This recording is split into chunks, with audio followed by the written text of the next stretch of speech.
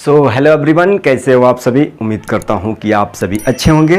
तो आज के क्वेश्चन में बात करने वाले हैं, देखो ज़रा एक्सरसाइज 6.2 यानी क्या है 6.2। चैप्टर का नाम क्या है जी, ट्रायंगल्स। क्या चीज़, ट्रायंगल्स।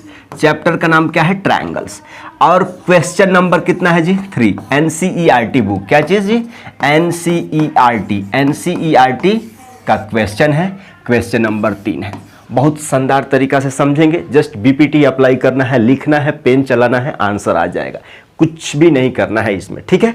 तो चलो शुरू करते हैं। सबसे पहले यहाँ पे पढ़ लेते हैं कि इन फिगर 6.18 जी बिल्कुल, if LM parallel CB and LN parallel CD proof that इतना बराबर इतना। सबसे पहले इस टाइप के क्वेश्चन में एग्जाम में कैसे लिखते हैं, सबसे पहले आप लिखेंगे गिवन। क्या गिवन है जी, गिवन है कि भाई साहब LM पैरेलल क्या चीज CB एंड LN पैरेलल क्या चीज CD। इतना तो लिख दिए। प्रूफ क्या करना है, टू प्रूफ क्या करना है जी, AM बटा क्या चीज AM बटा MB इक्वल टू क्या चीज AN बटा AD, राइट। इतना तो प्रूफ करना है। अब यहाँ पे आप स्टार्ट करेंगे कि प्रूफ। देखो भाई, इस क्वेश्चन को डायग्राम देखने से नहीं डरना है। बीपीटी जो तुम रटते आए हो भाई, बीपीटी चाहे Thales theorem, basic proportionality theorem या थेल्स थ्योरम, वो रटते आए हो ना, तुमको लाइफ टाइम काम देगा उस ट्रायंगल चैप्टर के क्वेश्चन में। इसलिए एक बार बीपीटी के जो चारों रिजल्ट बताया था ना, वो अच्छा से रट लो। सबसे पहला काम करते हैं कि भैया इस क्वेश्चन में हमको जो दिया है ना, उसी चीज को ले लेंगे। पहला कंडीशन है कि LM पैरेलल CB।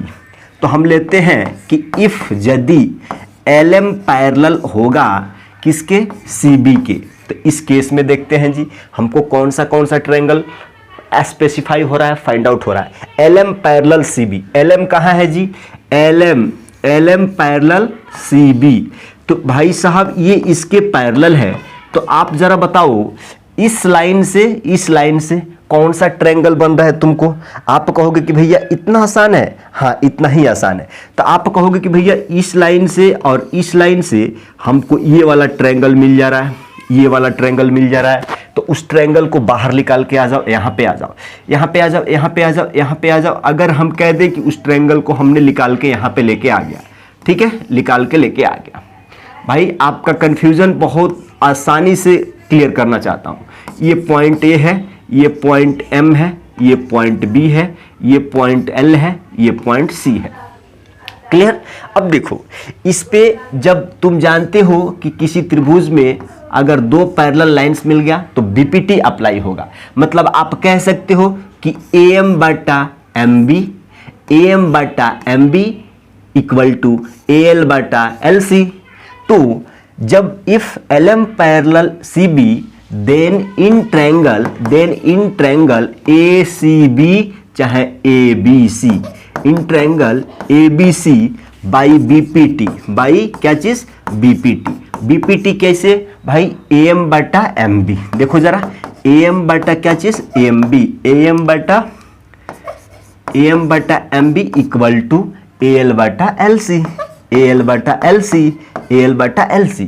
इसको आपको इक्वेशन 1 बोल देना है। अब देखो आप कहोगे कि भैया थोड़ा सा और इसमें एक, जब आप कहोगे कि भैया जब LN बटा CD, LN parallel CD, if when LN parallel CD then in triangle क्या चीज भाई साहब, जब LN पैरेलल हो जाएगा CD के ना, जब LN पैरेलल CD को हो जाएगा, कौन सा ट्रायंगल मिलेगा।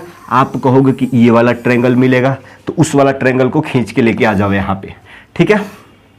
हमने ला लिया। ये ऐसा क्यों बना रहे हैं, आपको आसानी से समझ में आने के लिए। ये भाई साहब C है, ये C है, ये आपका D है, ये आपका N है, ये आपका L है, ये आपका A है, ठीक है। अब तो इसमें भी बीपीटी अप्लाई करेंगे ना, AL बटा LC भाई साहब, AL बटा LC चाहे AN बटा ND क्या करोगे? तो आप कहोगे कि भाई साहब an बट्टा एन डी, an बट्टा एन डी है, an बट्टा N D equal to an बट्टा N D equal to al बट्टा एल सी। क्या चीज जी? al बट्टा एल सी। इसको इक्वेशन 2 बोल देते हैं। अब जरा गौर करिएगा, जरा गौर करिएगा, जरा गौर करिएगा, आपका इक्वेशन 1 कौन सा है? ये वाला है। इक्वेशन 2 कौन सा है? आप कहेंगे कि ए वाला है। आप जानते हैं किसी भी दो इक्वेशन का अगर एक पक्ष यानी एक साइड या तो RHS या तो LHS बराबर हो तो उसका दूसरा वाला साइड भी बराबर है। तो यहाँ पे वही कंसेप्ट आप कहेंगे कि इक्वेशन 1 का RHS, भाई साहब ये पार्ट LHS, ये पार्ट RHS, ये पार्ट LHS, ये पार्ट RHS, तो इसका RHS, इसका RHS इसके RHS के बराबर है।